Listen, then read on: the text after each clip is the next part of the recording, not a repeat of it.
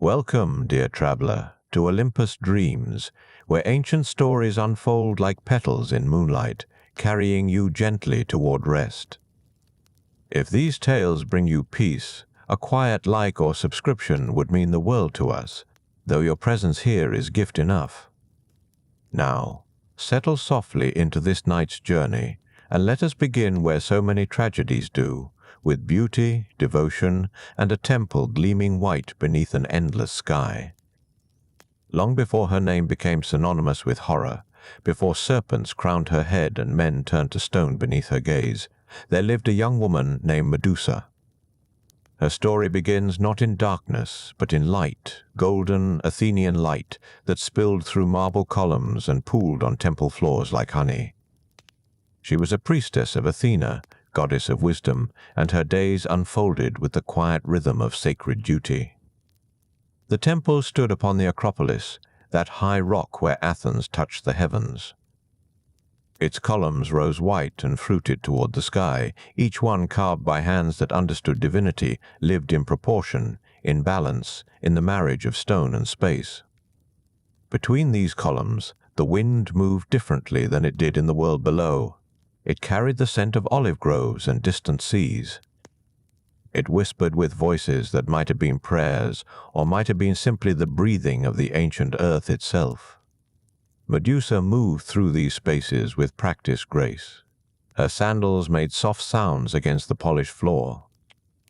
Her robes, simple and white, caught the morning sun and held it briefly before releasing it again into shadow. She was one of several priestesses who tended Athena's sacred flame, who kept the rituals that connected mortal Athens to its divine protector. But even among women chosen for their devotion, Medusa was spoken of differently. Her beauty was remarkable, not the bold, overwhelming beauty that demands attention like a shout, but something quieter, more persistent. The kind of beauty that revealed itself slowly, in the turn of a cheek, the curve of a wrist, the way shadows fell across her face when she bent to kindle the eternal flame. Her hair was dark and thick, falling in waves that caught light like water. Her eyes held depths that seemed to reflect not just the world around her, but something older, something that understood silence and patience. Visitors to the temple noticed her. Suppliants bringing offerings of wine and grain, their eyes lowered in reverence, would glance up and find themselves staring. Young men came with prayers for wisdom and left with prayers of an entirely different nature half-formed on their lips. Even the elder priestesses remarked upon it, though whether with pride or concern it was difficult to say. Beauty in a temple dedicated to a virgin goddess was always a complicated gift. But Medusa herself seemed untouched by such attention. She had taken vows, sacred oaths that bound her to Athena's service, to chastity and devotion, to a life lived in pursuit of wisdom rather than mortal concerns. She wore those vows like armor, invisible but impenetrable. When men lingered too long, she would lower her eyes and move deeper into the temple's interior, where only priestesses could follow. She understood that her beauty belonged to the goddess now, along with everything else she had been and everything she might become. Her duties were simple but profound. Each morning before dawn, she would rise and descend into the temple's inner sanctum, where the sacred flame burned in its bronze vessel. She would tend it carefully, adding oil and adjusting the wick, ensuring that this light, symbol of Athena's watchful presence, never faltered or failed. The flame cast her shadow huge against the walls, making her seem for a moment like a goddess herself, towering and eternal. After the flame, there were libations to pour. Wine red as sunset, oil golden as afternoon, water drawn from the spring that bubbled up through limestone beneath the Acropolis itself. She would pour these offerings with words passed down through generations of priestesses, words so old their meanings had become more feeling than language. The ritual had its own music, the splash of liquid on stone, the whisper of prayer, the silence that followed like an answer. There were altars to clean and garlands to weave from olive branches. There were visiting dignitaries to greet with proper formality, their questions about divine favor to be answered with careful diplomacy. There were festivals to prepare for, processions to organize, young initiates to instruct in the proper handling of sacred objects. The work filled her days from dawn until the stars emerged, and she was grateful for it. In service, she found purpose. In ritual, she found peace.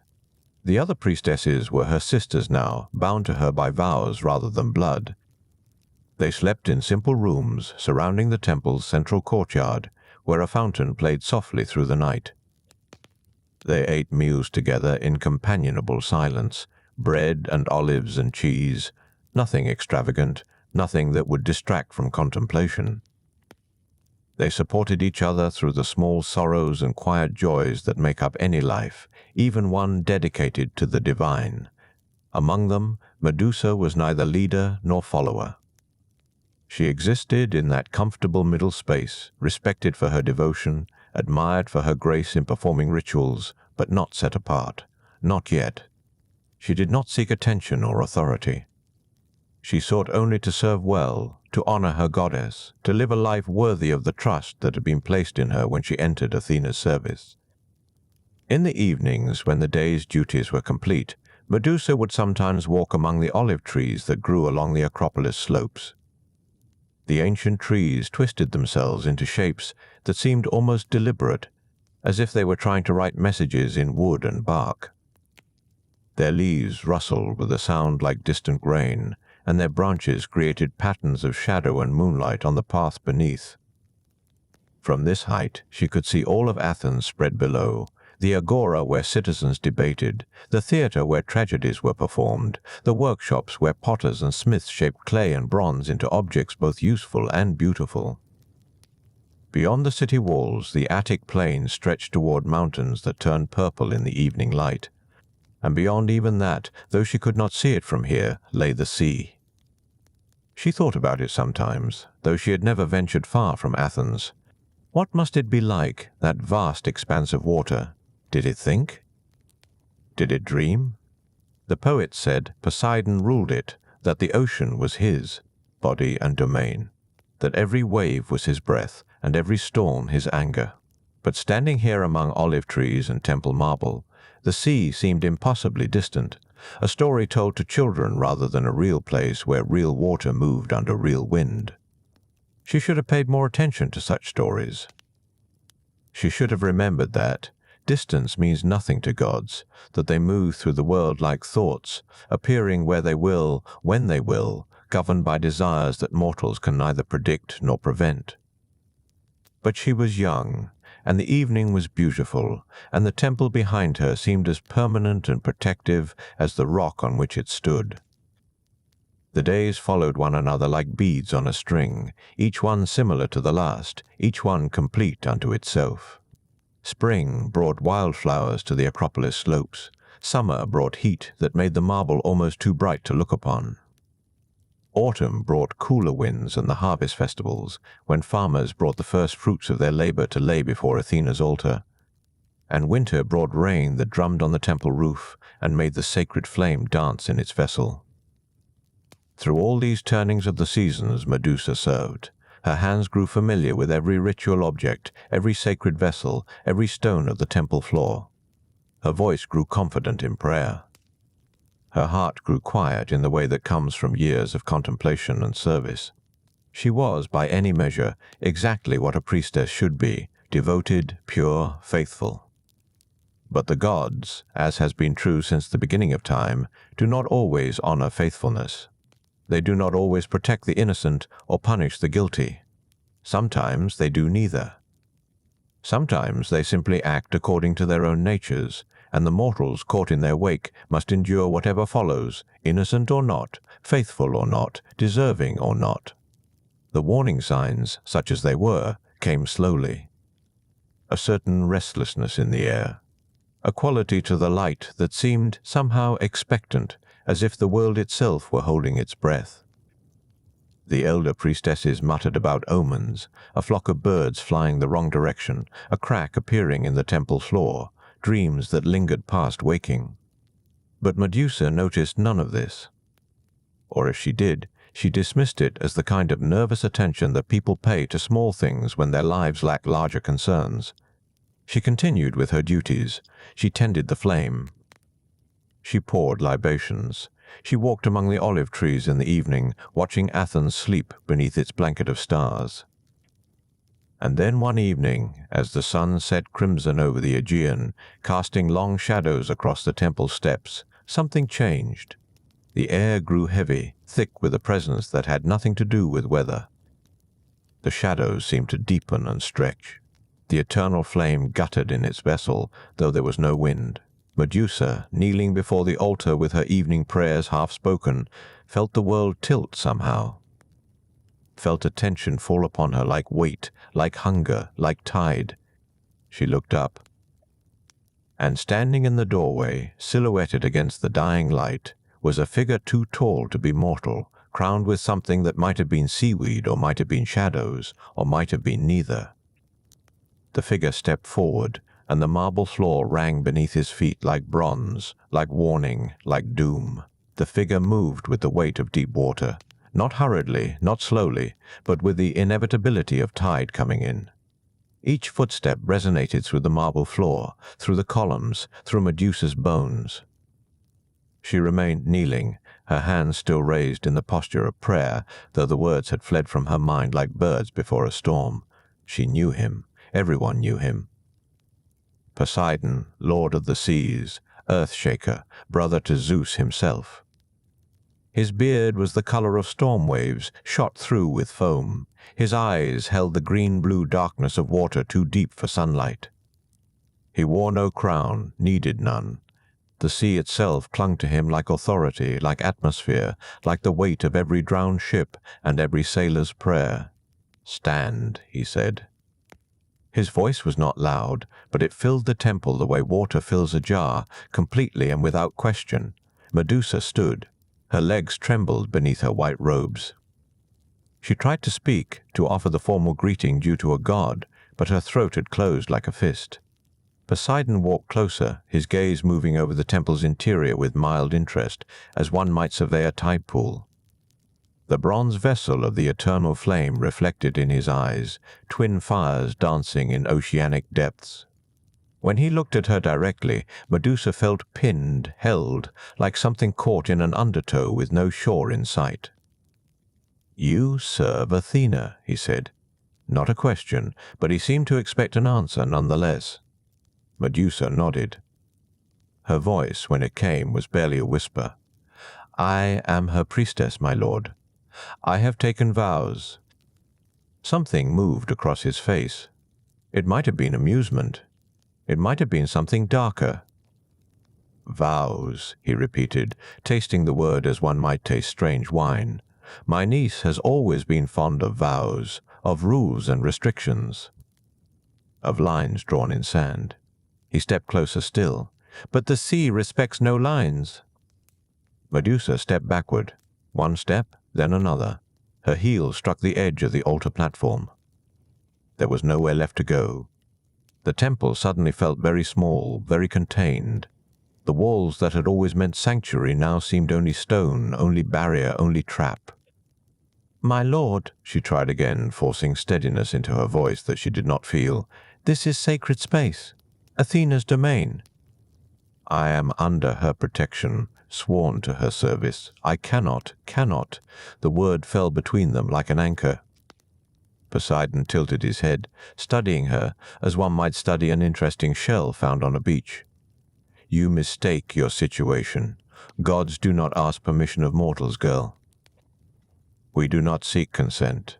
We are the storm and the tide. We come when we will, and the world adjusts around us." He reached out. His hand moved through the air slowly, inexorably, like current. Medusa turned her face away, pressing herself against the cold altar stone. "Please," she whispered, "please, I beg you. I have been faithful. I have honored my vows. Please do not." But gods, as she would learn, are not moved by pleading any more than the ocean is moved by a drowning man's prayers. The temple walls absorbed her cries like water into sand. The eternal flame flickered and steadied, indifferent to witness. Outside, Athens slept on, peaceful and unaware, wrapped in evening's gentle dark. What followed was not struggle so much as inevitability. What followed was the terrible understanding that sometimes sanctuary means nothing, that sometimes the divine powers meant to protect fail utterly, that sometimes prayers go not unanswered, but simply unheard. The marble floor was cold against her back.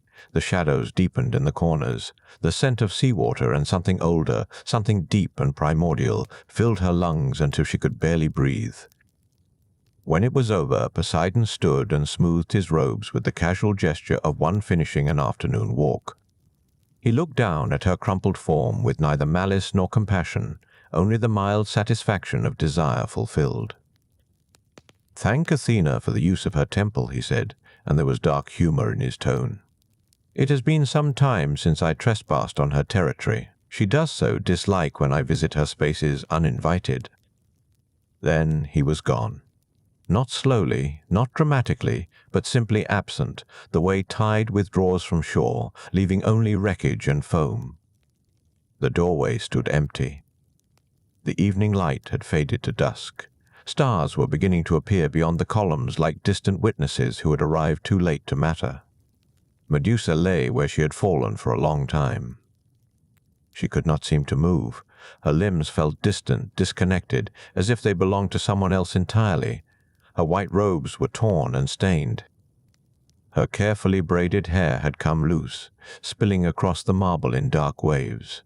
She stared up at the ceiling, at the painted stars that decorated the inner temple dome, and felt nothing. Numbness wrapped around her like a shroud.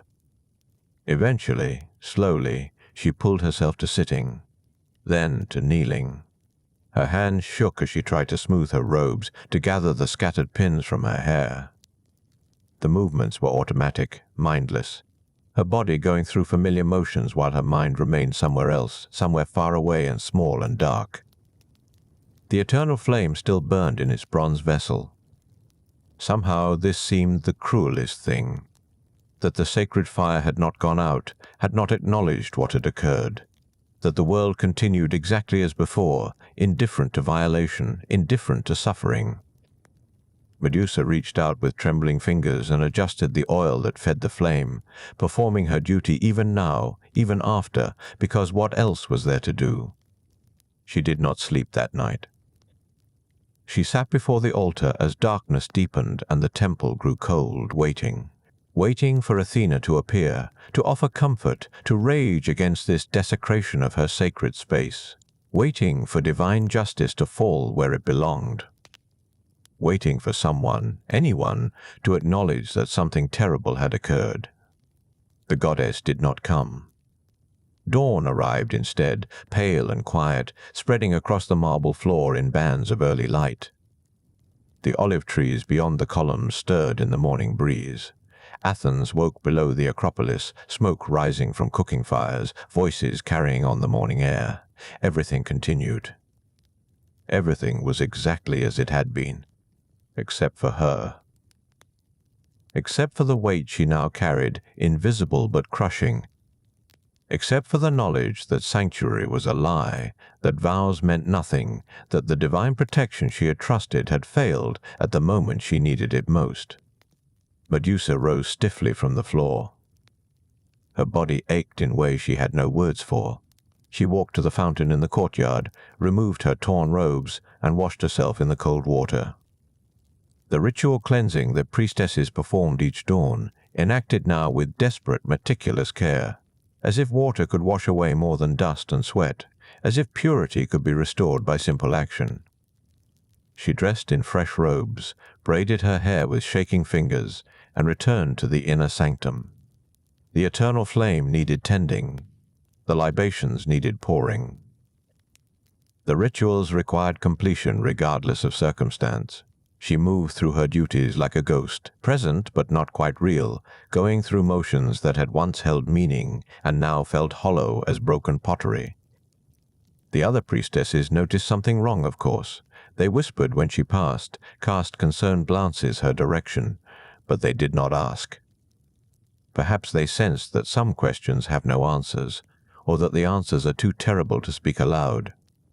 Medusa was grateful for their silence. She had no words to explain what could not be explained, no way to speak of violation in a world where gods did as they pleased and mortals simply endured. Days passed. Then a week. Medusa continued her duties, continued her prayers, continued waiting for Athena to respond. But the goddess remained silent. The temple stood unchanged, beautiful and serene, marble columns catching morning light exactly as they always had. Nothing acknowledged that anything had broken here, that sacred space had become something else entirely. And then, on the 8th night, as Medusa knelt alone before the altar, the eternal flame suddenly blazed up, white and terrible and bright. The temperature dropped until her breath misted in the air. The shadows fled to the corners, cowering, and in the center of the sanctum, where nothing had been a moment before, Athena appeared. The goddess stood tall and stern, her grey eyes cold as winter seas. She wore armor that caught the firelight like captured stars, and her famous aegis, the goatskin shield, hung across her chest, already bearing the image of something monstrous. She looked at Medusa, and in that gaze was no comfort, no compassion, no acknowledgement of injustice, only rage. But the rage, Medusa realized with growing horror, was not directed at Poseidon. It was directed at her. The rage in Athena's eyes burned colder than any ocean depth. Medusa, still kneeling, felt her remaining hope crumble like sun-dried clay. The goddess had come at last. But she had not come to comfort. She had not come to offer justice. She had come, Medusa understood with terrible clarity, to deliver judgment. Desecrated, Athena spoke, and her voice carried the weight of marble splitting, of foundations cracking. My temple, my sacred space. Polluted by the presence of that salt-wreathed fool, my uncle who respects nothing, honors nothing, keeps to no boundaries but his own whim. Medusa opened her mouth to speak, to explain, to plead. But Athena's raised hand silenced her more effectively than any command. Do you think I do not know what occurred here? The goddess stepped closer, her armor chiming softly with each movement. Do you imagine the gods are blind to such trespasses? I felt his presence the moment he crossed my threshold, felt him move through this place as if it were his own. Felt the sanctity I had woven here unravel like cheap thread. My lady, Medusa managed, her voice breaking, I tried to refuse. I begged him.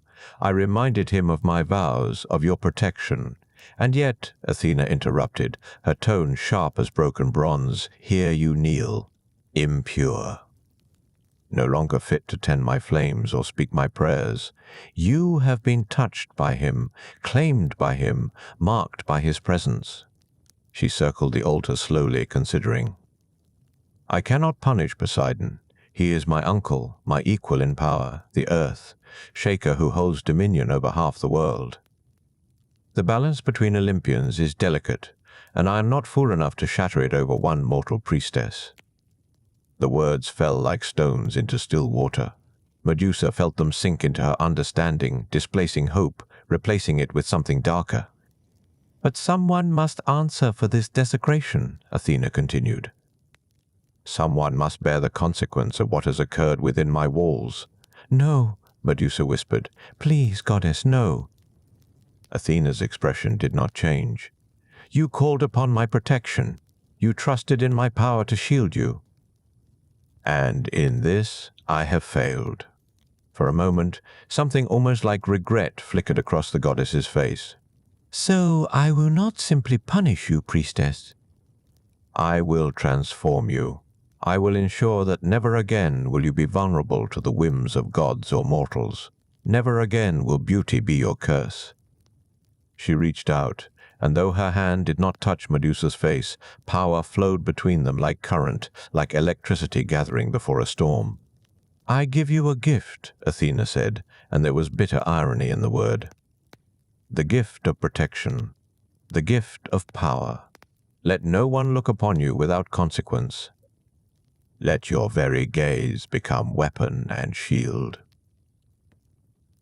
The transformation began at the crown of Medusa's head.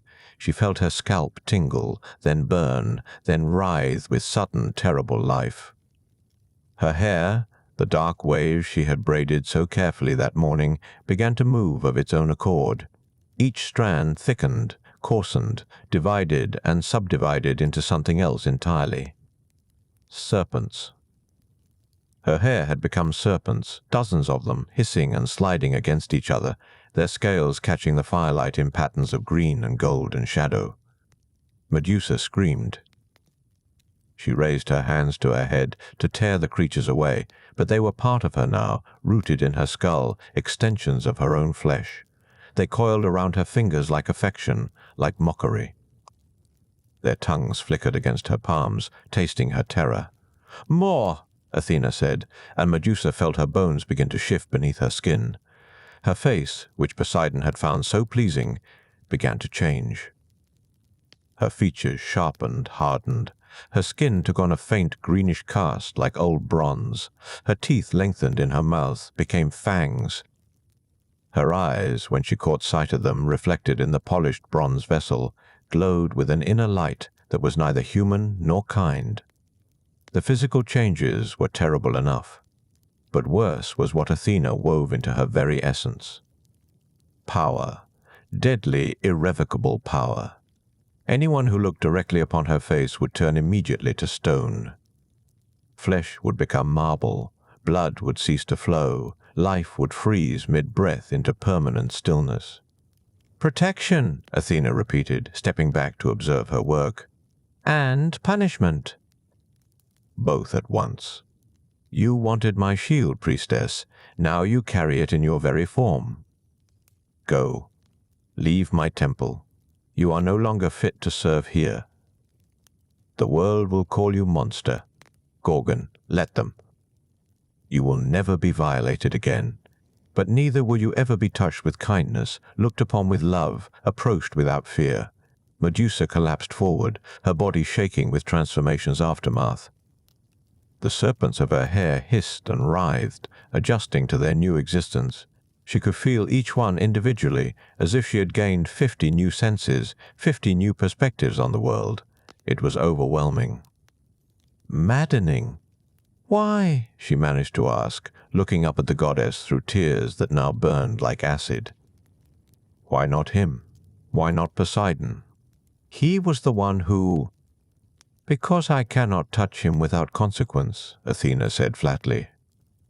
"And because you were here, available, mortal enough to transform without shattering the cosmic order." She turned away toward the doorway. "Blame him if you wish."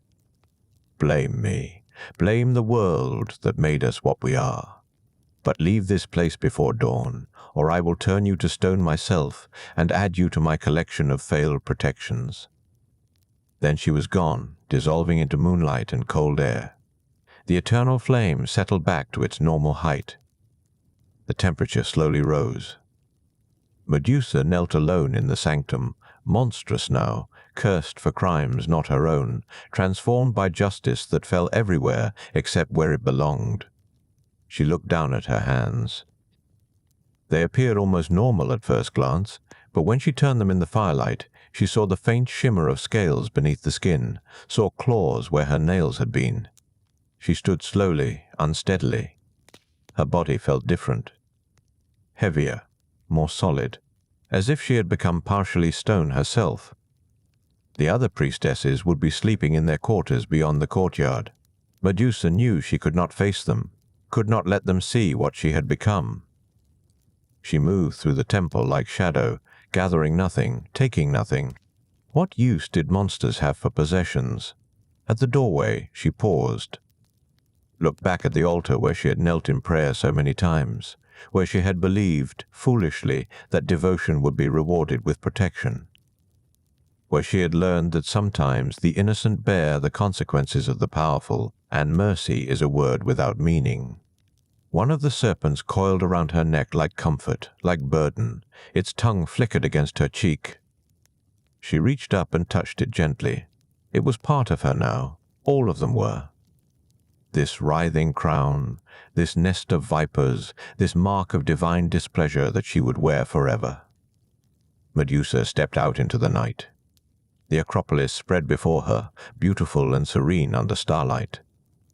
Below, Athens slept.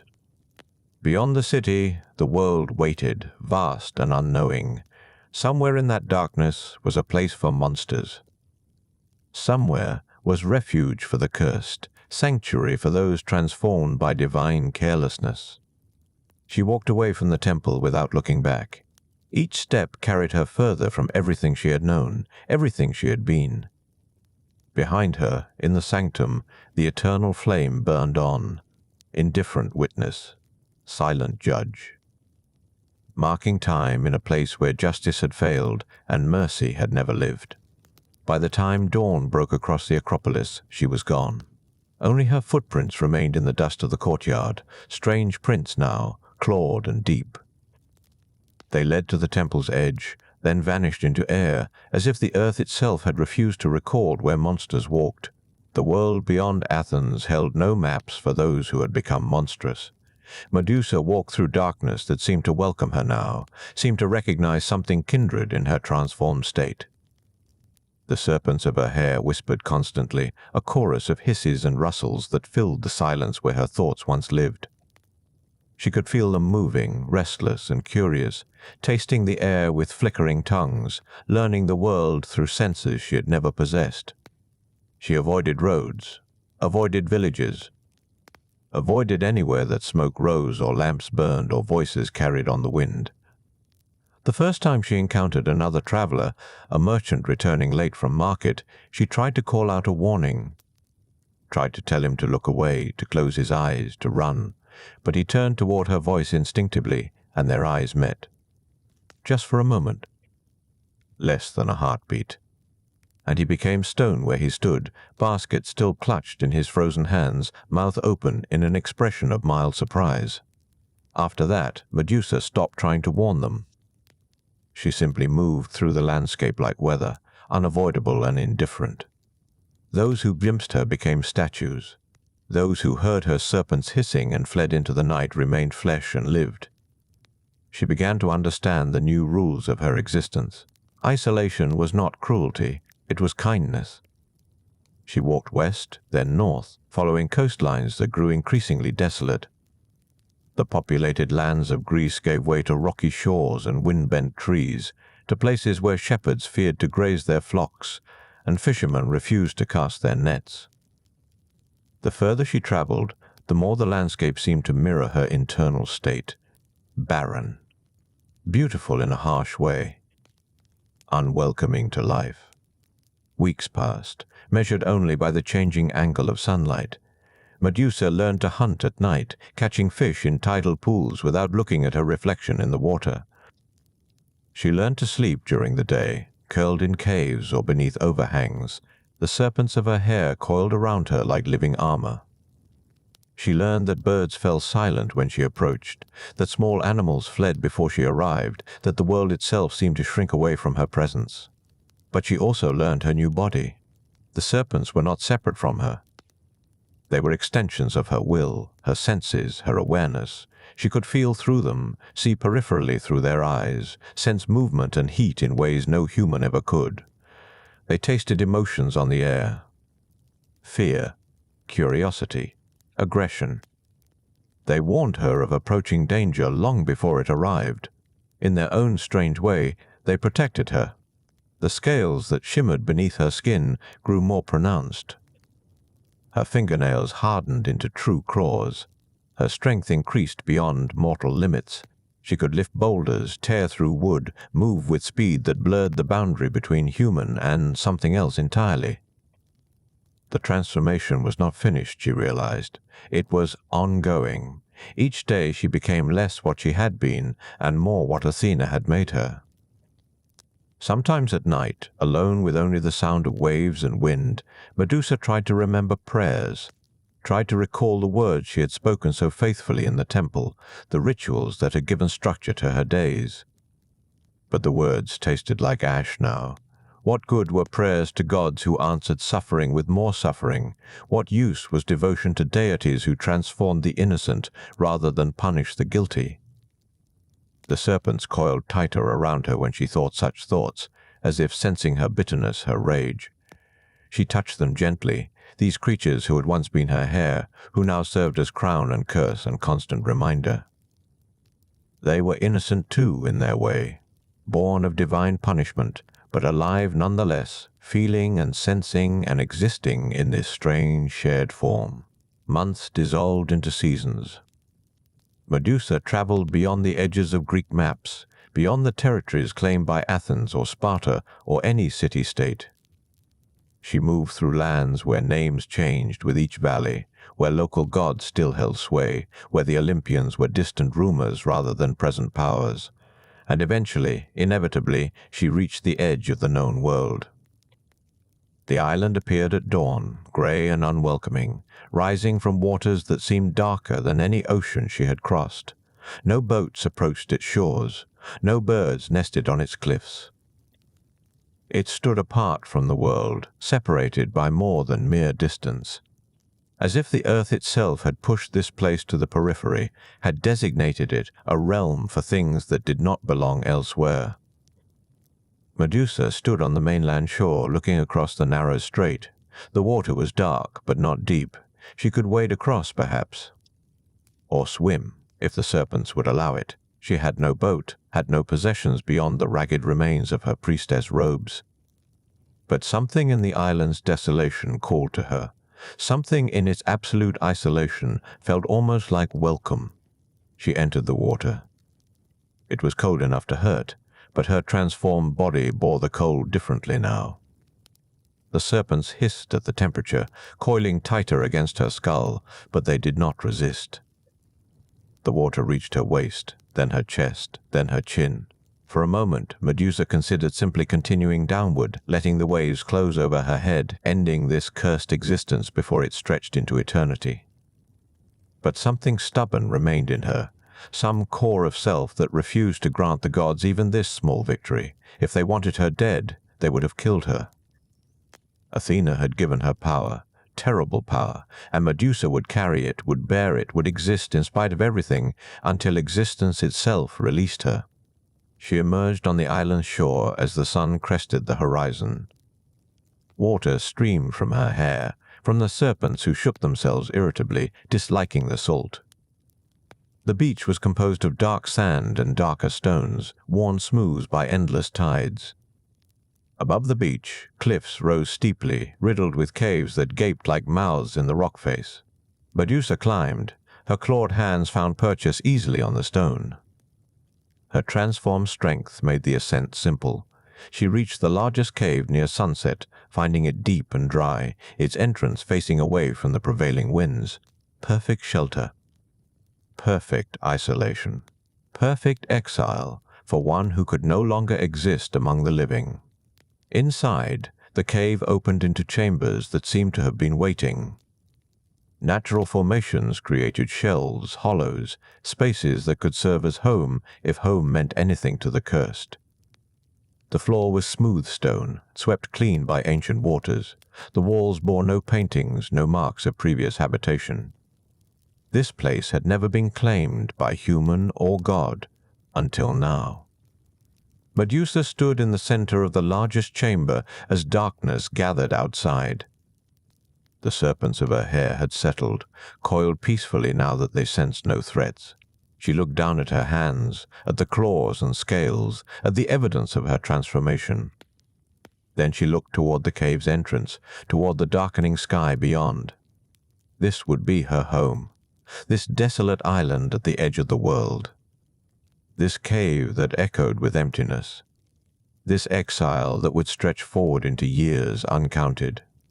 She would live here, alone, untouched by kindness, unseen by love. She would become the monster the world already believed her to be. Medusa knelt on the smooth stone floor, not in prayer. She would never pray again, but in acknowledgement of what she had been, of what she had become, of what the years ahead would make her. The cave accepted her weight, her presence, her monstrous form. Outside, the sea continued its eternal rhythms, and in the gathering darkness, Medusa the Gorgon began her long wait for whatever fate would bring to her door. Far from the grey island where Medusa had claimed her exile, in lands where civilization still flourished and gods still meddled, another story was unfolding. It moved through sunlit waters and coastal kingdoms, through the lives of mortals who knew nothing of cursed priestesses or desolate caves. Yet, like threads in an ancient tapestry, these separate tales were weaving toward inevitable intersection. On the island of Seriphos, small and rocky and easily overlooked among the scattered jewels of the Aegean, a young man named Perseus stood at the water's edge, watching waves break against dark stones. He had lived here most of his life, though he had not been born to this place. His origins were strange, whispered about in the village, the subject of sidelong glances and careful speculation. His mother, Danae, never spoke much of his father, only that he had been divine, that he had come to her as golden light pouring through locked doors. That Perseus himself was the result of that impossible union, god and mortal, sky and earth. She had been a princess once, in distant Argos. Now she was simply a woman who wove cloth and kept to herself and raised her son in quiet dignity. Perseus knew himself to be different, not in the obvious ways transformation announces itself, but in subtle qualities that marked him as apart. He was stronger than other boys his age, faster. His reflexes seemed to anticipate danger before it arrived. And sometimes, when he looked at the sky during storms, he felt something stirring in his blood, recognition, kinship. As if thunder spoke a language he almost understood. King Polydectes ruled Seriphos, a minor king of a minor island, but arrogant in the way small rulers often become when their domain is all they know. He had noticed Danae, her beauty, her bearing, the way she carried herself with dignity despite her exile. He wanted her. Wanted her with the entitled desire of men who believe their position makes consent irrelevant. But Danae refused him, politely, firmly, repeatedly. And Perseus, grown now to young manhood, stood as guardian to his mother's wishes. His presence complicated the king's designs. One cannot easily press one's suit when a protective son watches with eyes that sometimes flash with golden light when anger rises. So Polydectes devised a plan. Cunning, as tyrants count cunning. Cruel, as power often makes men cruel, he announced a great celebration, a gathering where all the young men of the island would bring gifts to honor the king's name. Horses, if they could afford them, fine animals to add to the royal stables, a declaration of loyalty through expensive tribute. Perseus owned no horse, possessed no wealth, had nothing to offer except his pride and his stubborn refusal to see his mother forced into unwanted marriage. At the feast, while others presented their gifts, Perseus stood empty-handed. The king smiled, a predator's smile. And he spoke the words he had been crafting for weeks. If Perseus had no horse to give, perhaps he could bring a different gift, something more impressive. Something that would prove his worth, his courage, his claim to divine parentage, the head of Medusa the Gorgon, perhaps. That would be a gift worthy of legend. Unless, of course, the task proved beyond him. The feast hall fell silent. Everyone present understood what had just occurred.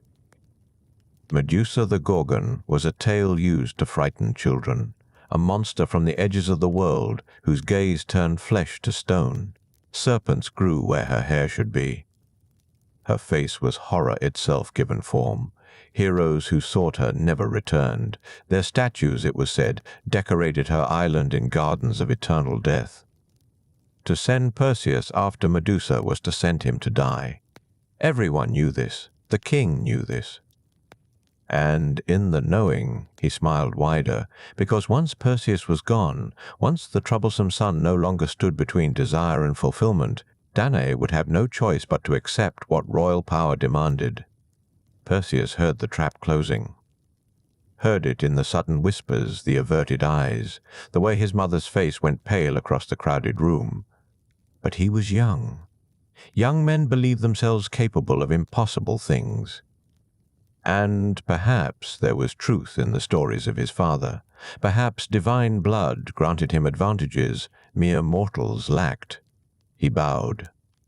Formal, precise, accepting the challenge because to refuse would be to abandon his mother to the king's designs. His voice remained steady as he spoke. He would bring the head of Medusa. He would complete this task. And he would return. The words rang through the feast hall like a vow made before witnesses, like fate accepting new threads to weave. That night, Perseus stood again at the water's edge. The moon hung full and silver overhead, painting the waves with light. He had no idea where Medusa dwelt, had no weapon suited to facing monsters, had no plan beyond stubborn determination and the faint hope that the divine blood in his veins might count for something when steel and strength failed. But the gods, it seemed, had been watching. They watch everything, eventually. And Perseus, son of Zeus, grandson of kings, young man caught in the cruel designs of petty tyrants, was about to discover that mortals of divine lineage rarely walk their paths alone. The air beside him shimmered, and Athena stood there, gray-eyed and armored, magnificent and terrible in the moonlight. She looked at Perseus with an expression he could not quite read. Calculation mixed with something that might have been old guilt or ancient purpose or simply the cold assessment gods make when they decide to intervene in mortal affairs. She spoke without greeting. Her voice carried the weight of marble temples and owl wings and wisdom that predated cities. She told him that his quest was not impossible. Difficult, yes. Deadly, certainly. But achievable if he followed divine guidance. If he accepted gifts that only gods could provide. If he understood that killing Medusa required more than courage. It required cunning. It required tools forged beyond mortal capacity. And it required one absolute rule. Never look directly at the Gorgon. Never meet her eyes. For her gaze carried her curse, and stone could not complete quests or save mothers or return to prove arrogant kings wrong in their assumptions. Athena reached into air that seemed to open at her touch. She drew forth a shield, bronze, polished to mirror brightness, its surface reflecting moonlight like captured water. This would be his true weapon, she said. Not for blocking blows, but for seeing what must not be seen directly. He would face Medusa watching only her reflection, fighting an enemy he could observe only in reversed image. Other gifts would come, the goddess promised. Other tools from other immortals who had their own reasons for wanting Medusa's story to reach its end. She did not explain those reasons. Gods rarely explain. They command. They gift. They set mortals on paths that serve divine purposes. And mortals, if they are wise, accept and do not question too deeply. Then Athena was gone, vanished like mist before wind. Perseus stood alone again, holding a shield that caught starlight and held it like promise. The bronze was warm beneath his hands, impossibly light. When he turned it toward the sea, he saw the waves reflected so clearly they seemed more real than the actual water stretching before him. He looked up at the stars. Somewhere among those distant lights his father dwelt. Zeus, king of gods, who had come to his mother as golden rain and left behind a son to face impossible tasks. Perseus wondered if divine fathers felt pride, if they watched their children struggle, if they cared when those children walked toward death wearing determination like armor and carrying bronze shields that weighed less than hope. The waves continued their eternal conversation with the shore. Perseus listened to them, trying to hear guidance in their rhythm. Tomorrow he would begin preparing. Would gather supplies, would seek knowledge of where monsters dwelt and how one reached the edges of the world where civilization ended and nightmare began. But tonight he simply stood with the bronze shield in his hands, feeling its perfect balance, seeing the world reflected and reversed in its surface. learning already to trust reflection over direct sight, beginning the transformation from young man into hero, from son into legend, from the merely brave into something fate and gods and stories would remember. He did not think of Medusa herself, of who she might have been before monsters were made of her, of whether the tales told of Gorgons included the histories that preceded horror. These thoughts would come later, in moments he could not yet imagine, for now he thought only of his task, of his mother, of proving that divine blood counted for something when kings played their cruel games. The moon tracked slowly across the sky. Perseus remained at the water's edge, holding his shield, preparing his heart for the journey ahead. And far to the north, on an island where no birds sang, Medusa slept in her cave. The serpents of her hair coiled peacefully, the years of her exile stretching behind her like shadows. Neither she nor Perseus knowing yet that their stories were converging, that fate had chosen them both, that the gods were not finished with either of them. Time moved forward, inevitable, uncaring, carrying them both toward the moment when hero and monster would finally meet. The days that followed blurred together like watercolors left too long in rain. Perseus moved through them with the strange clarity that comes when purpose overwhelms uncertainty. He could not afford doubt, could not let fear root itself too deeply in his chest. So he focused instead on preparation, on practical matters, on the small, necessary steps that transform impossible tasks into merely improbable ones. The bronze shield never left his side.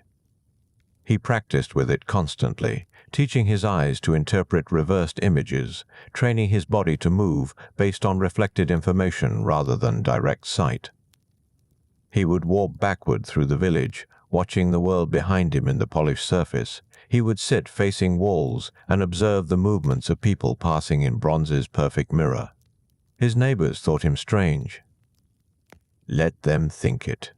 Strangeness was a small price for survival. Word had spread of his quest. The villagers regarded him with a mixture of pity and awe. Some brought small offerings, bread or wine or amulets meant to ward off evil. They pressed these gifts into his hands with solemn faces, the way one honors the already dead. Others avoided him entirely, as if proximity to his doom might prove contagious. Perseus accepted both responses with equal grace.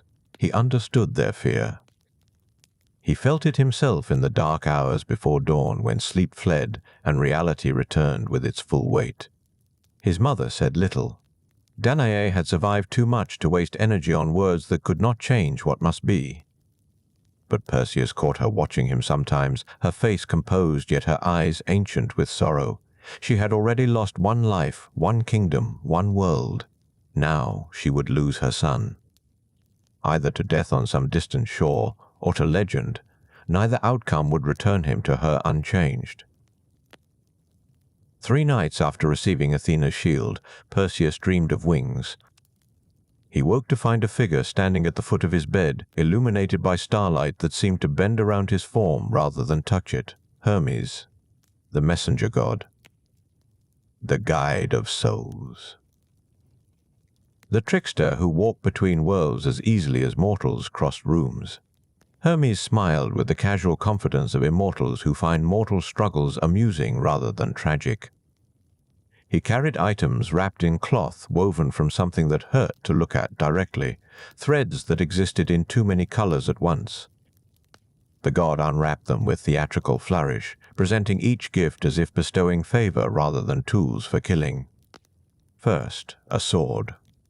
Not the heavy bronze blades Perseus knew from training, but something else entirely. Adamantine, Hermes called it, forged in divine workshops where normal metals refused to melt. Its edge existed in that perfect space between impossibly sharp and theoretically infinite. It could cut through anything, the god promised. Stone, steel, scale, flesh that had forgotten how to die. The blade hummed faintly when Perseus touched it, responding to something in his blood. Second, sandals, winged, golden. absurd and magnificent in equal measure. They would carry him across water and land, Hermes explained, would let him move faster than natural laws permitted. The wings were small, delicate-looking things, yet when Perseus touched them they rustled with barely contained power, like eagles dreaming of flight, like speed itself waiting for permission to exist. Hermes offered advice as well, his tone light, but his eyes serious in the way God's eyes become when they discuss matters that actually concern them. Perseus would need to find the Grey Eye first. The Grey Sisters. 3 ancient beings who shared one eye and one tooth among them, passing these items back and forth in endless rotation. They alone knew where Medusa dwelt. They alone could provide the exact coordinates of horror. The sisters would not give this information willingly, Hermes warned. Why would they? But if Perseus could steal their eye while they passed it between them, blind them temporarily, they would have little choice but to bargain. Their knowledge for their sight. A simple exchange, cruel perhaps, but heroes could not afford excessive mercy. There was one more gift, though Hermes did not carry it. He spoke instead of Hades, the lord of the underworld. The quiet brother. The patient god who ruled the dead with neither malice nor compassion, simply eternal administration. Hades had sent word. A helm waited for Perseus, a cap of invisibility woven from shadows themselves. It would hide him from mortal eyes, from divine awareness, from Medusa's serpent vision, until the moment he chose to reveal himself. Perseus would need to retrieve this final gift from the underworld's edge. Hermes gave directions as casually as one might describe a path to a neighbor's house. Find the river, follow it down. The helm would be waiting. Return the same way, simple. Except that mortal souls rarely ventured to death's border and returned unchanged. But Perseus had already accepted that this quest would alter him. The only question was whether that alteration would include continued breathing. By the time Hermes departed, vanishing like conversation forgotten, dawn was breaking across the Aegean. Perseus sat among his divine gifts, feeling their weight and weightlessness, understanding that he now carried enough power to challenge monsters, but also enough responsibility to drown in. Gods did not give such gifts lightly. They gave them because they wanted something accomplished, something that served purposes he could not fully grasp. He thought of Athena's face, the grey eyes that had looked at him with such calculating intensity. What did the goddess of wisdom want with Medusa's death? What old grudge or divine necessity drove this? Perseus did not know, would probably never know. Gods kept their own counsel. Mortals were simply the instruments through which they worked their will. The village stirred around him as morning arrived. Fishermen departed for their boats. Women drew water from wells. Children played games that would become memories. Normal life continuing while Perseus prepared to exit normality entirely. He wondered if he would miss this, the ordinary world, the predictable rhythms of days unmarked by prophecy or curse. His mother found him at midday, sitting in their small garden where herbs grew in neat rows and bees moved through flowers with purposeful grace. She brought him food he did not taste and wine he barely touched. They sat in silence that said everything words could not. She knew he would leave soon, knew he might never return. Knew that even if he did, the son who came back would not be the same young man who departed. Denia reached out, placed her hand over his. Her fingers were warm. Calloused from weaving, real in a way that divine gifts were not. She told him that his father had come to her once in light, that the light had been beautiful and terrible, that she had never been given choice in that encounter, only consequence. But Perseus, she said, had been the one good thing to emerge from godly attention. The one gift she would never regret.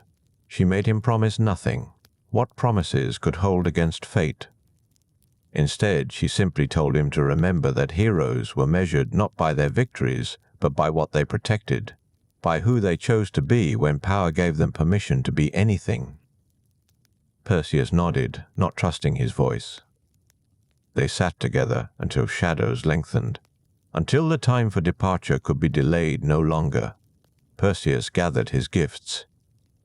The bronze shield he strapped to his back, the adamantine sword he belted at his hip, the winged sandals he laced carefully, feeling them already eager to lift him skyward.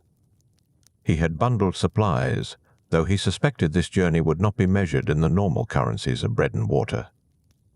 And he had memorized Hermes' directions to the Grey Eye, to the underworld's edge, to the final preparations before facing the Gorgon herself. He embraced his mother a final time. She held him tightly, the way she had when he was small and afraid of storms.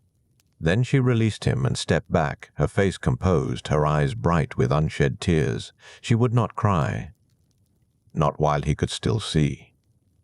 So Perseus turned away, turned toward the path that led out of the village, and did not look back. The winged sandals lifted him with the first step. Not flying exactly, but gliding, moving across ground without quite touching it. Perseus had expected awkwardness, a learning curve, but the sandals seemed to know where he wanted to go. They carried him forward with increasing speed, the village falling away behind him, the familiar island becoming small and distant, and finally lost to sight. He traveled north and west, following Hermes' directions toward lands where myth accumulated in the corners. The Grey Eye dwelt in a cave, the messenger god had said. A cave that existed in that strange space where twilight lingered too long, and shadows moved independently of their sources. Perseus would know it when he found it. One could not mistake such a place. The island revealed itself through mist, grey as old memory, grey as the sisters who dwelt within its single cave. Perseus descended slowly, letting the winged sandals carry him down through layers of fog that tasted of salt, and something older, something that predated names. The shore materialized beneath him, not sand exactly, but smooth stones worn by endless tides, each one perfectly round, as if the sea had spent centuries polishing them into meditation beads for absent gods. No birds called here. No insects hummed. The silence was absolute, the kind that makes ears ring with their own blood's movement. Perseus touched ground gently, the sandals settling with a whisper of feathers against stone. He oriented himself, searching for the cave Hermes had described. It did not take long to find. There was only one opening in the cliff face, a mouth of darkness that breathed cold air in rhythmic exhalations. He approached carefully, the bronze shield already in his hands, angled to catch reflections rather than face forward. He could hear them before he saw them, the Grey Eye, their voices like wind through hollow reeds, passing between them in careful rotation, discussing matters that might have been profound or might have been complaints about the weather.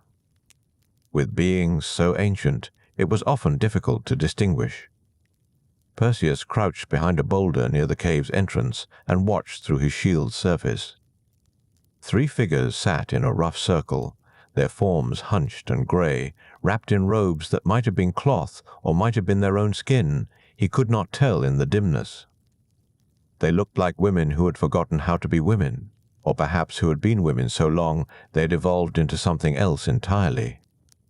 Sisters born at the world's beginning, before beauty was invented, before youth became something to mourn. They passed the eye between them in gentle tosses, careful as jewelers handling diamonds. When one held it, she pressed it to her forehead where an empty socket waited, and for that moment she could see. The world would flood into her awareness, sharp and clear, and probably disappointing after so many centuries of the same view. Then she would pluck it free, hold it in wrinkled palm, and pass it to the next. The rotation was constant, eternal. Necessary. Perseus waited, breathing slowly, timing their rhythm. He would have one chance. Less than a second when the eye traveled through air, belonging to no one, vulnerable to interception. His hand would need to be faster than their ancient reflexes, his timing perfect, his nerve absolute. He thought of his mother's face, of Polydectes' mocking smile, of Medusa waiting unknowing on her island of stone. He moved between one heartbeat and the next. The eye was airborne, traveling from withered hand to waiting palm, and Perseus struck like a snake, like lightning, like necessity itself. His fingers closed around something wet and warm and alive, pulsing with vision it no longer had direction for. He yanked his hand back, stumbling away from the cave mouth, clutching the eye as the grey eye erupted into shrieks. They were on their feet instantly, moving with speed that belied their apparent frailty. Hands grasped at air, voices rose in overlapping cries of rage and loss and surprise. They had sat in that cave for longer than empires. No one interrupted their rotation. No one dared. Yet here they stood, suddenly, impossibly blind, and the thief was already speaking. Perseus kept his voice steady, projecting authority he did not entirely feel. He announced himself. Son of Zeus, seeker of the Gorgon. He had their sight, he explained. He meant no permanent harm. He simply needed information. They could bargain, or they could sit in darkness until stones eroded to dust. The choice was theirs. The grey eye went silent. Their faces turned toward his voice with eerie accuracy, tracking him through sound alone. When they spoke again, it was in unison, 3 voices braiding into one, creating harmonies that should not have been possible from human throats. They asked what he wanted to know. They asked why gods always sent their children to bother ancient things that wished only to be left alone. They asked if he understood what he was truly seeking. Perseus answered the only question that mattered. He needed Medusa's location, the exact coordinates of her exile, the path across water that would lead him to her shore. Tell him this, and he would return their eye. Refuse, and he would throw it into the sea where even they could never find it. Another silence. Longer this one, calculation occurring behind blind faces. Then they spoke again, still in that braided harmony, and they told him. An island far to the west and north, beyond the known routes, past where merchants sailed. In waters so grey they merged with sky. There were no landmarks to describe, only directions given in relation to stars and currents. The grey recited these with precision, their voices falling into rhythms that made the information easier to hold, ancient memory techniques predating writing. Perseus listened, memorized. Repeated back to confirm. The sisters nodded in unison. That was correct. He would find her there. Whether he would survive finding her was a different question entirely. They did not wish him luck. They simply waited for him to fulfill his end of the bargain. He held out the eye, approaching carefully, and one of them snatched it from his palm with startling speed. She pressed it to her forehead and gasped as sight returned. Her gaze fixed on Perseus with an intensity that made him step backward. She looked at him the way one might examine an insect before crushing it, curious but fundamentally indifferent to its continued existence. The grey-eyer spoke one final time, their voices separate now, overlapping but distinct. They told him he carried the smell of Athena, that the goddess's hand was all over this quest. They warned him that when gods manipulated mortals toward their own ends, the mortals rarely emerged unscathed. But perhaps he already knew that. Perhaps all heroes knew that and simply did not care. Perseus thanked them, though gratitude felt absurd under the circumstances. He backed away from the cave, not turning his back until he was well clear of their reach. Then he ran to the shore and let the winged sandals lift him back into mist, back into clean air, away from that timeless place where 3 sisters sat counting eternities. He flew south and east now, following Hermes' final directions toward the underworld's edge. This required a different kind of courage than facing the grey. Those sisters were strange but comprehensible. The underworld was something else, a threshold where life and death pressed together like pages in a closed book. He found the river as Hermes had promised. It wound through a landscape that became progressively more lifeless, more grey, until even the skies seemed drained of color. Trees here grew without leaves. Grass withered before it could root. Everything was in the process of becoming dust, caught in that slow transition between being and nothingness. The helm waited where the god had said it would, sitting on a flat stone beside the river. A cap woven from shadows themselves, darkness given form and function. Perseus picked it up carefully. It felt like holding smoke, substantial but barely there, cold but not uncomfortably so. He turned it over in his hands, examining workmanship that transcended mortal understanding. He did not put it on immediately. Some instinct warned him that invisibility came with a price, that disappearing from the world's sight might make it harder to find oneself again. But he tucked it into his belt, grateful for the protection it would provide, the element of surprise it would grant when facing Medusa. The return journey took longer. Perseus flew low over water, following coastlines north and west, checking his memories of the greyest directions against the stars that emerged as evening fell. The winged sandals never tired, but Perseus did, bone-deep exhaustion settling into his shoulders, his neck, his mind. Yet he could not stop, could not rest. The momentum of his quest carried him forward now, inexorable as tides. He reached the waters the grey eye had described as true night arrived. Grey seas beneath grey sky, the horizon line erased, everything merging into uniform twilight. And there, ahead, a darker shadow against shadows, an island rose from the water. Bare rock, twisted formations. No vegetation that he could see from this distance, no lights, no signs of life. Only stillness. And statues. Even from the air, Perseus could see them scattered along the shore. Human figures frozen in stone, a garden of the dead, evidence of what awaited him in that cave he could now see, a black opening in the cliff face, darker than the gathering night. Perseus descended slowly, landing on smooth rock far from the nearest statue. His feet touched ground that felt colder than it should, as if the island itself had absorbed too much sorrow, too much ending, to ever hold warmth again. He stood motionless for a long moment, breathing carefully, preparing himself. The statues were worse up close. He could see their faces now. Terror and awe mixed equally in stone expressions. Warriors who had come seeking glory, sailors blown off course. Wanderers who had not known what they would find, all of them frozen at the moment of seeing, all of them permanent testimony to the Gorgon's power. Perseus moved between them carefully, shield raised, watching the world through bronze reflection. Everything appeared reversed, backward. Strange. But he had practiced for this. His feet found purchase without his eyes needing to look down. His body learned to trust the mirror's guidance. The cave entrance drew closer. He could hear something now. A soft sound, rhythmic, almost like breathing.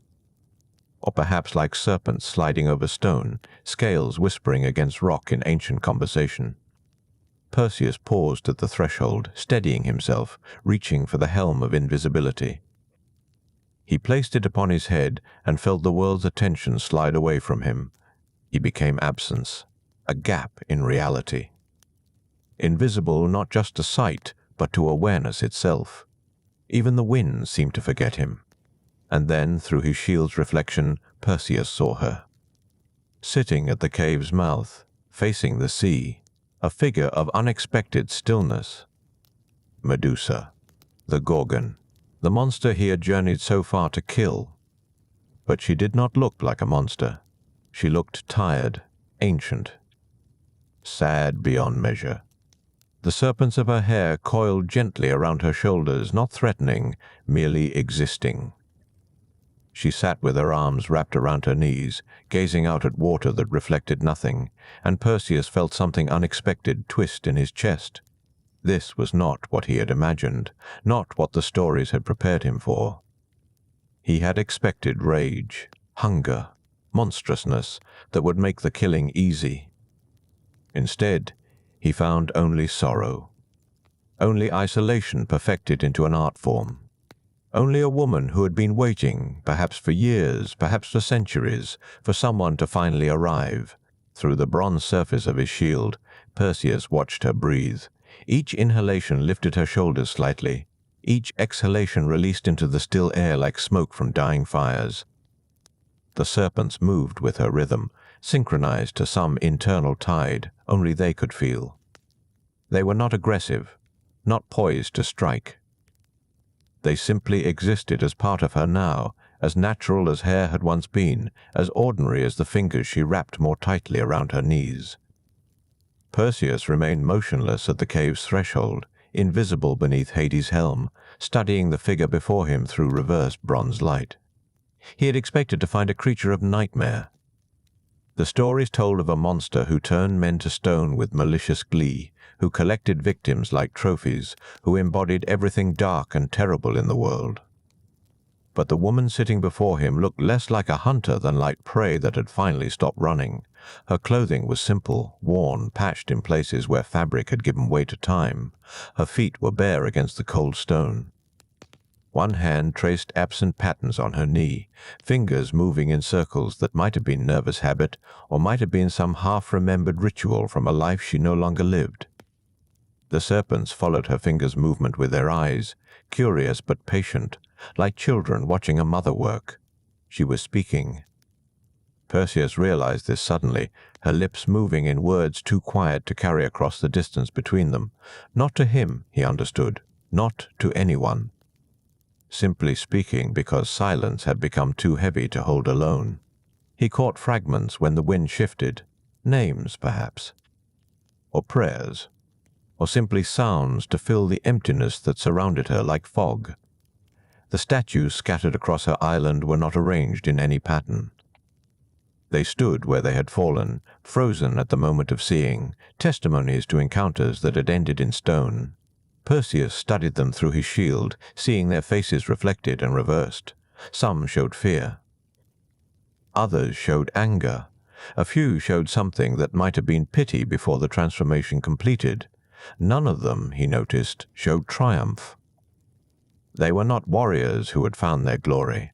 They were fools who had looked when they should have turned away. Medusa shifted her position slightly, drawing her knees closer to her chest. A serpent slipped free from the others and draped itself across her shoulder like a living shawl. She touched it gently, her fingers running along its scales in a gesture that spoke of long familiarity. It was companionship, Perseus realized. The serpents were all she had. The only living things that could exist in her presence without turning to stone, without leaving her more alone than before. He thought of his mother back in Seriphos, probably praying to gods who rarely answered. He thought of Polydectes waiting with his mocking smile, certain that Perseus would never return. He thought of Athena watching from Olympus, her grey eyes fixed on this moment she had orchestrated across the years. All of them had brought him here. All of them waited for him to complete what they had begun. But standing invisible at the threshold between darkness and darker still, watching a woman who had been punished for being beautiful, for being mortal, for being in the wrong place when gods decided to exercise their power, Perseus felt the weight of something other than duty settle across his shoulders. He could walk away. The thought emerged unbidden. No one would know except him. He could return to the Grey Eyes Island, tell them he had changed his mind, find some other path through the world that did not require blood on hands that had never killed before. The winged sandals would carry him anywhere. The helm would keep him hidden. He could simply vanish into the spaces between stories and let this tale remain unfinished. But even as the thought formed, he knew it was impossible. Fate had teeth, prophecy had weight. The machinery of myth, once set in motion, ground forward with mechanical inevitability. He was not here by choice anymore, if he ever had been. He was here because he had been born, because his mother had been locked in a tower, because Zeus had come to her as golden rain, because Polydectes had desired what was not his to take, because Athena had chosen to punish the victim rather than the god who violated her temple. Every step that led to this moment had been walked by someone else first. Perseus was simply the latest traveler on a road worn smooth by countless feet before him.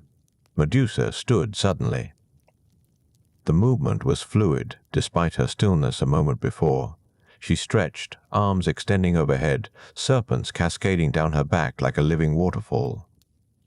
Then she turned, facing back toward the cave's interior, and Perseus saw her face for the first time, reflected and backward in bronze. She was beautiful. This knowledge hit him with unexpected force.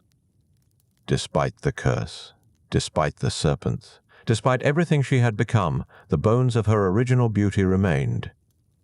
High cheekbones, a mouth that might have smiled easily once, eyes that he could not meet, even in reflection, because instinct screamed warnings his mind barely processed. Those eyes, even reflected, even backward, even filtered through bronze, they held power that made his blood run cold. They were the color of storms over deep water. Gray, green, and endless. Looking at them felt like standing at the edge of an abyss, knowing that one step forward meant falling forever. He understood suddenly why men had turned to stone. Not just from divine curse, but from the sheer magnitude of what those eyes contained. All her sorrow, all her rage, all her years of isolation compressed into a gaze that could stop hearts before it stopped bodies. She moved back into the cave, disappearing into shadows his shield could not penetrate. Perseus exhaled slowly, realizing he had been holding his breath. His hands trembled slightly. The sickle sword Hermes had given him hung heavy at his belt, waiting for use, patient as all divine gifts that knew their purpose would eventually be fulfilled. He could hear her moving inside the cave now. Footsteps on stone. The whisper of serpents against rock. Small sounds of habitation, things being moved or touched or rearranged. She was preparing for sleep, he realized. The day was ending. Night was settling across her island like a shroud. Soon she would rest, and in rest she might be vulnerable, might present the opportunity he had traveled so far to find. Perseus waited. Time stretched. Stars emerged overhead, cold and distant, and unconcerned with mortal struggles below them. The sea breathed against the shore in rhythmic susurrations, waves collapsing against stone, withdrawing, returning, eternal and mindless and soothing in their predictability. Inside the cave, the sounds of movement ceased. Silence settled. Deep and complete. The silence of someone who had learned to sleep lightly, always listening, always waiting for the next intruder who would force her to defend herself in the only way she could, by meeting their eyes and watching them transform into monuments to their own foolishness. Perseus moved forward finally. Each step was careful, silent. The winged sandals lifted him slightly above the ground so his feet made no sound. The helm kept him invisible, absent, erased from awareness. He was a ghost approaching a woman who had become her own ghost years ago. He reached the cave's mouth and paused again. His shield showed him darkness. Nothing moved. He could hear breathing now, soft and regular, the sound of someone sleeping or trying to. The serpents would be sleeping too, coiled close to her body, sharing warmth in the cold night. This was the moment. The threshold. The choice that was not really a choice because it had been made for him before he was born. Perseus reached for the sickle sword, drawing it slowly, feeling its weight settle into his palm. The blade was darker than night itself, forged in underworld fires, sharp enough to cut through anything mortal or divine. He looked at Medusa's reflection in his shield.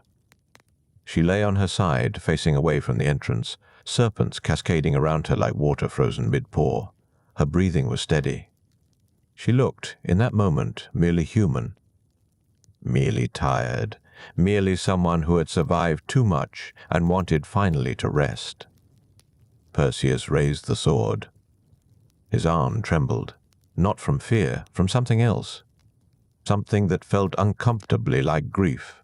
He thought suddenly of Athena's face when she had appeared to him in dreams, her grey eyes. The same color as Medusa's, the same endless depth. Goddess and priestess, connected by choices that neither had fully made, by circumstances that had spiraled beyond anyone's control. And he was here, sword raised, about to sever that connection in the most final way possible. But this was justice, wasn't it? This was what heroes did. They completed impossible tasks. They brought back proof of victory. They earned glory through blood and returned home transformed. Except it did not feel like justice. It felt like murder. It felt like being the final instrument in a long chain of cruelties that had begun long before he existed and would echo long after he returned to dust. The sword hung in the air above his head, reflected and backward in bronze. Medusa breathed in, breathed out. The serpents stirred slightly. Time held itself suspended, waiting for Perseus to choose, even though the choice had already been made. The blade fell with a whisper rather than a cry. There was no resistance, no dramatic struggle, only the clean arc of underworld forged metal meeting flesh at the precise angle Perseus had calculated through reversed bronze light. It was over before Medusa could wake, before her eyes could open, before the serpents fully understood that the breathing rhythm they had synchronized to for so many years had suddenly, irrevocably stopped. Perseus stood frozen, invisible beneath the helm, staring at what he had done. The sword hung loose in his grip, its dark blade darker now. He expected to feel triumph, perhaps, or relief, or the clean satisfaction of a task completed. Instead, he felt only the hollow ache of something irrevocable, like watching a door close that could never be opened again. The serpents understood first. They rose as one, hissing with a sound that was more anguish than threat, more grief than rage. They writhed and coiled, seeking the source of their confusion, finding only absence where presence had been. Perseus stepped back, shield raised, but they did not attack. They had no master now to direct them. They were orphan things crying out in a language older than words. And then something shifted in the air itself. The cave filled with light that had no source, golden and warm and completely out of place in this cold stone chamber. Perseus felt the temperature change, felt divine presence arrive like pressure against his skin. He turned, shield still raised, and saw what was emerging from Medusa's fallen form. First came Pegasus. The winged horse burst from her body in a cascade of pure white, hooves striking air as if it were solid ground, wings spreading to fill the cave with feathered radiance. He was magnificent, impossible, beautiful in ways that made Perseus's eyes sting. The horse circled once, crying out with a voice like silver bells, then shot upward through the cave's opening, disappearing into the night sky where stars waited to receive him. Then came Chrysaor, the golden warrior. He emerged more slowly, taking form from light itself, solidifying into a figure of impossible beauty wearing armor that gleamed like captured sunlight. He stood for a moment, looking down at the body that had held him, and his face showed something that might have been sorrow or might have been relief. Then he too faded, dissolving back into light, returning to whatever realm divine children inhabited before being born into stories. Perseus understood suddenly what he was witnessing. These were Poseidon's children, conceived in violence in Athena's temple before the curse transformed Medusa into the Gorgon. They had been held within her all these years, waiting, growing in some space between life and death, between mortal and divine. Her death had released them, not into tragedy, but into existence, into the world they should have known from the beginning. It was blessing and curse entwined, gift and punishment inseparable. The light faded gradually. The serpents fell quiet, their hissing subsiding into soft rasping that sounded almost like weeping. Perseus looked at Medusa's body through his shield, seeing her face finally peaceful. The storm gray-green eyes closed at last, the tension that had held her features tight for so long released into stillness. She looked young, he realized. Younger than he had thought. Perhaps she had been barely older than him when Athena's curse fell upon her. Perhaps she had spent more years as monster than she had ever spent as maiden. The thought settled heavy in his chest, a weight that felt permanent. He moved carefully, kneeling beside her, still watching through reflected bronze in case some residual power remained. But her eyes stayed closed. Whatever transformation had occurred at the moment of death, it had completed its work. She could harm no one now, not even herself. Perseus unwrapped the bag he had brought for this purpose, woven from materials that would not degrade, lined with cloth that had been blessed by Athena herself. He placed it beside Medusa's head, then carefully, reverently lifted her severed head and lowered it into the darkness of the bag. The serpents, now lifeless, coiled naturally around her face, creating a frame of scales that caught the faint moonlight filtering through the cave's entrance. As he worked, Perseus noticed something he had not seen before. On Medusa's neck, just below where his blade had cut, was a small tattoo, or perhaps a birthmark in the shape of an olive branch, Athena's symbol. It had been hidden by the serpents during her life, visible only now in death. Evidence that she had once belonged to the goddess, had once been claimed and consecrated and set apart for divine service. The irony cut deeper than any blade. She had worn Athena's mark even as the goddess punished her. She had carried proof of her devotion even in exile, and that devotion had earned her nothing except isolation and eventual execution by a hero who wore the goddess's gifts while completing the goddess's will. Perseus tied the bag closed with swift, practiced movements. The weight of it surprised him, heavier than it should be, as if he carried not just a head, but the accumulated years of suffering it represented. He secured it to his belt, feeling it hang there like an anchor, like conscience made tangible. The cave was quiet now, except for the eternal sound of waves against stone. Perseus looked around at the sparse furnishings of Medusa's exile. A sleeping mat, threadbare and patched, a clay jug for water. A few shells arranged on a natural stone shelf, the only decoration in this place of enforced solitude. Evidence of a life pared down to absolute essentials, of existence reduced to breathing and waiting and nothing more. He found himself wondering what she had thought about during the long hours of isolation. Whether she remembered Athens, the temple, the life before, whether she dreamed of being human again, or whether she had learned to accept what she had become. Whether she had hated Perseus when he finally arrived, or whether some part of her had been grateful that the waiting was finally over, he would never know.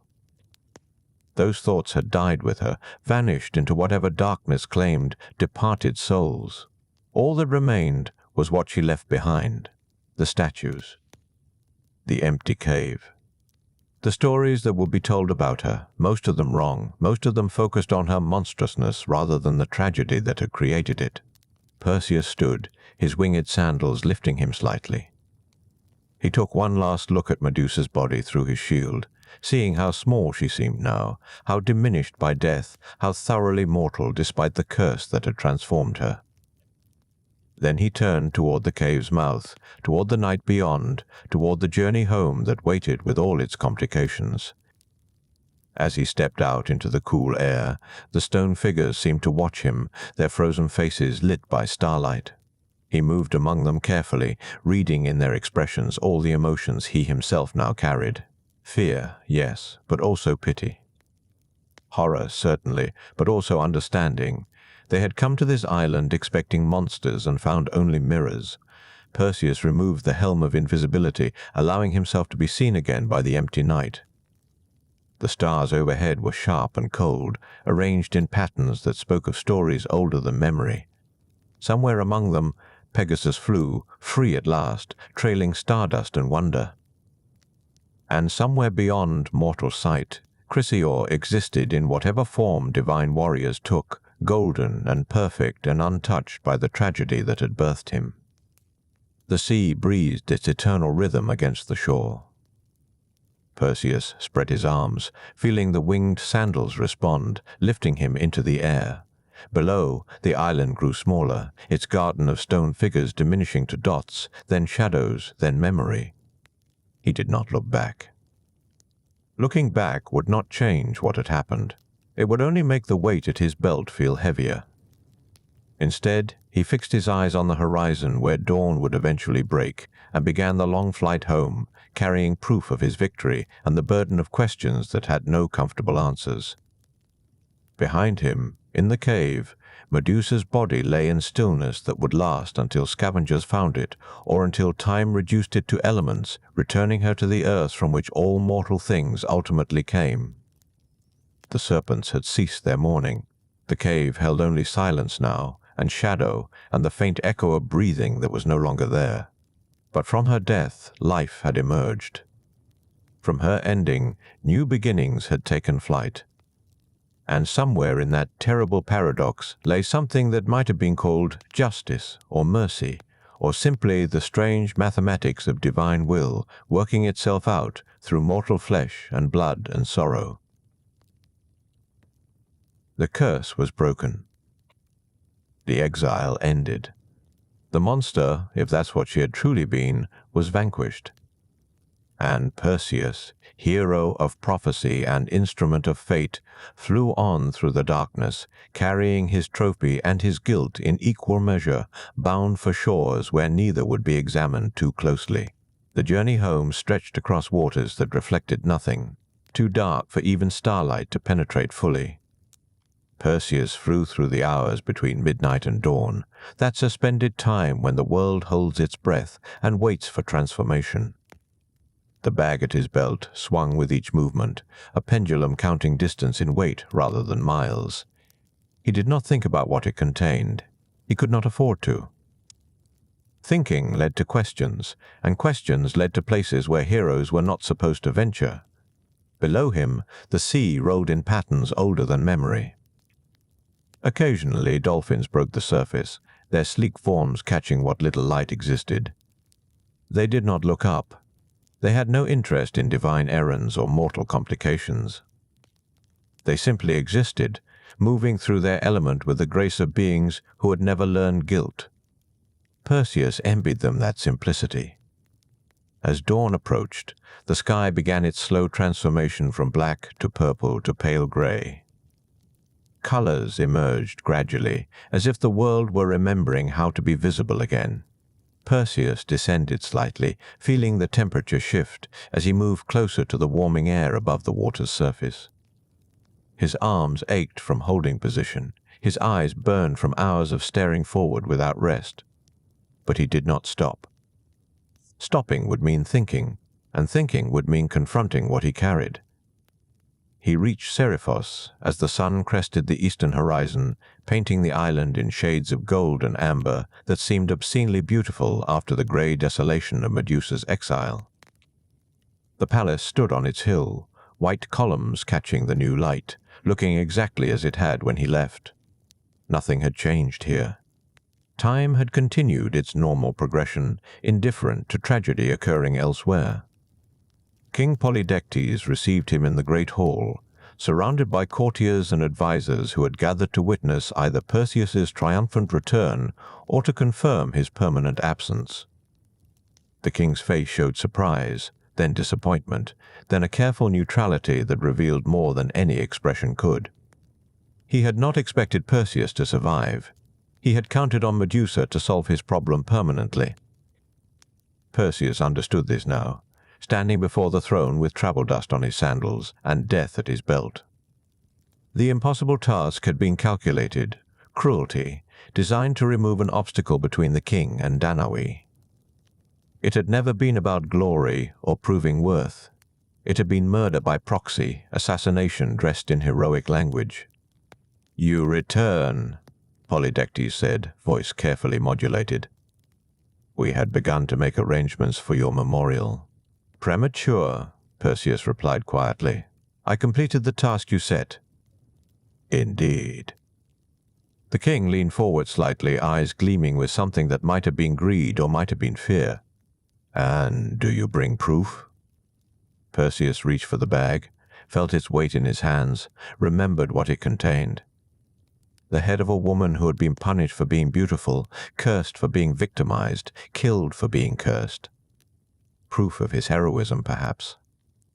Also proof of how easily mortals became instruments of divine cruelty, how readily they accepted impossible tasks without questioning who benefited from their completion. "I bring proof," Perseus said. "Though I wonder if you truly wish to see it." Something in his tone made the courtiers shift uncomfortably.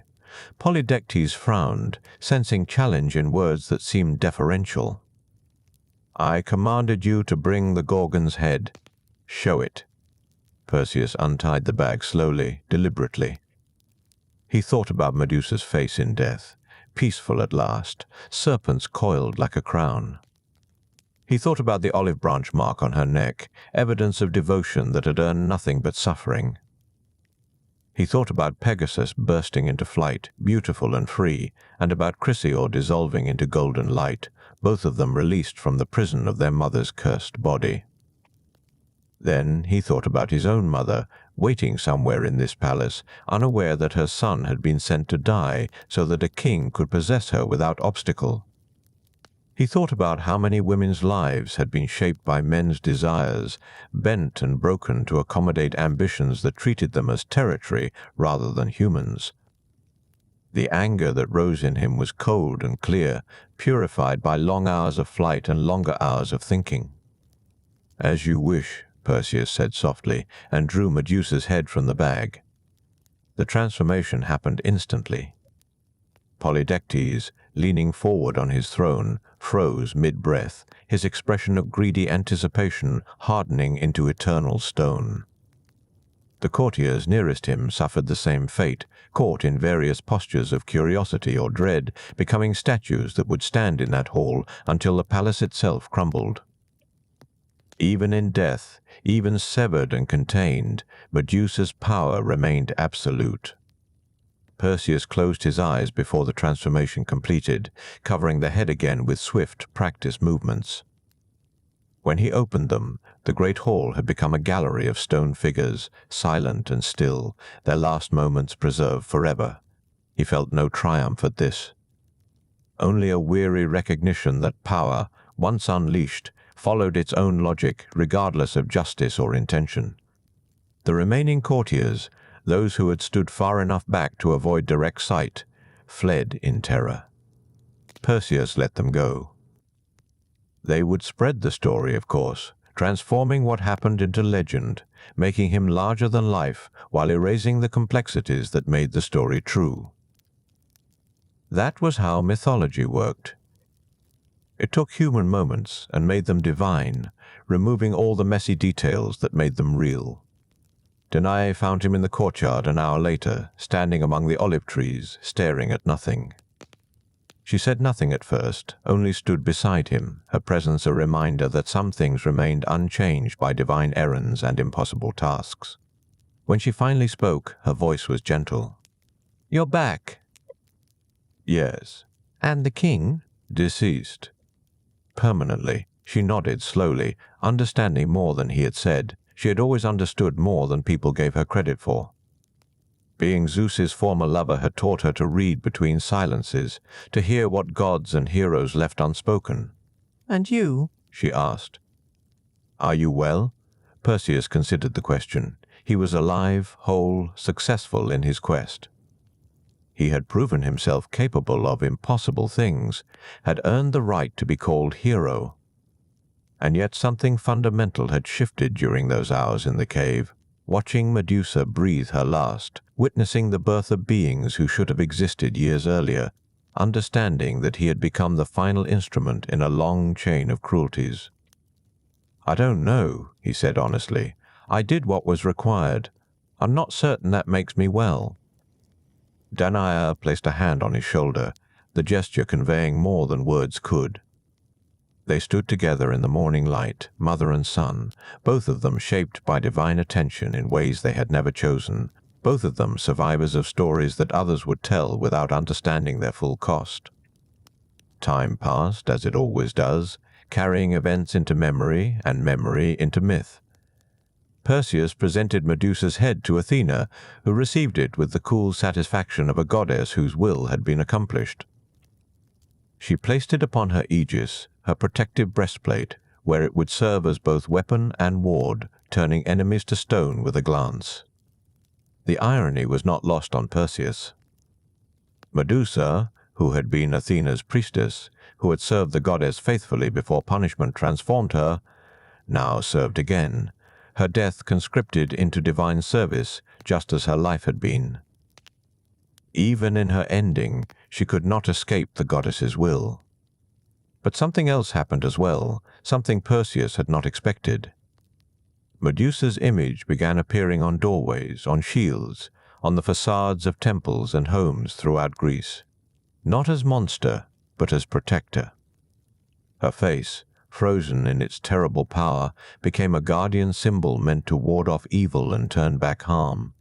She who had been cast out as cursed became incorporated as sacred. People called her image the Gorgonian. They painted it above their doors, carved it into their shields, wore it as jewelry meant to protect against malevolent forces. Children who had never heard the full story of how she came to be monstrous grew up seeing her face as synonymous with safety, with boundaries that should not be crossed, with the power to turn evil back upon itself. In this way, Medusa achieved a kind of immortality that had nothing to do with the divine children born from her death or the power that remained in her severed head. She became symbol, idea, protection given form. She became larger than her tragedy, though the tragedy remained its foundation.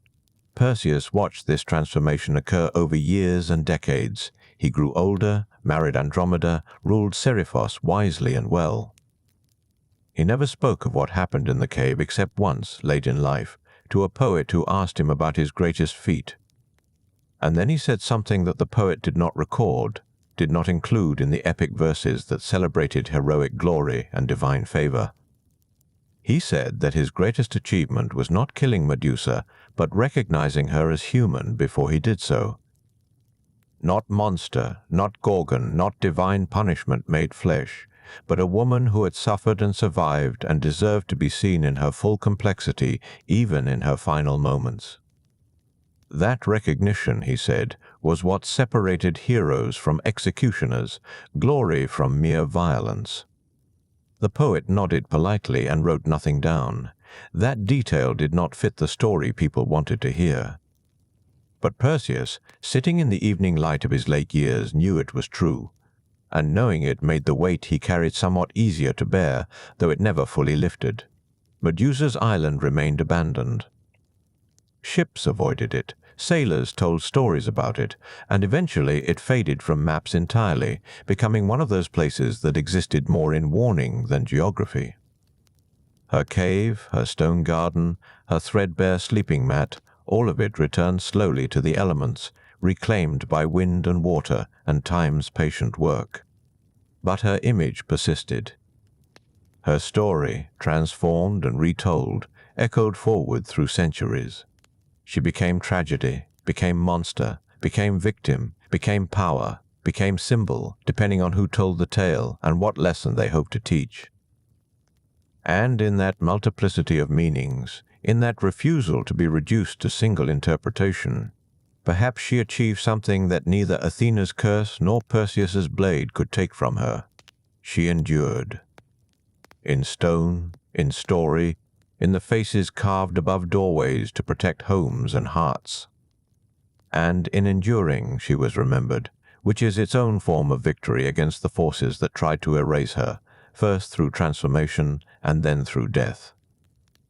So rest now, knowing that even the cursed can find strange redemption, that even tragedy can transform into meaning, that stories carry us gently through darkness toward whatever light waits on the far side of sleep. If this ancient tale has brought you peace tonight, you might return to Olympus dreams, where more such stories wait to guide you toward rest in the quiet hours when myths feel most true. Until we meet again among the constellations and forgotten islands, sleep well, dear listener, and may your dreams be populated by winged horses rather than stone gardens, by release rather than curse, by understanding rather than fear. And may you wake remembering that every monster was someone first. Every ending contains invisible beginnings, and every story, even the saddest, can teach us how to be more human in the morning.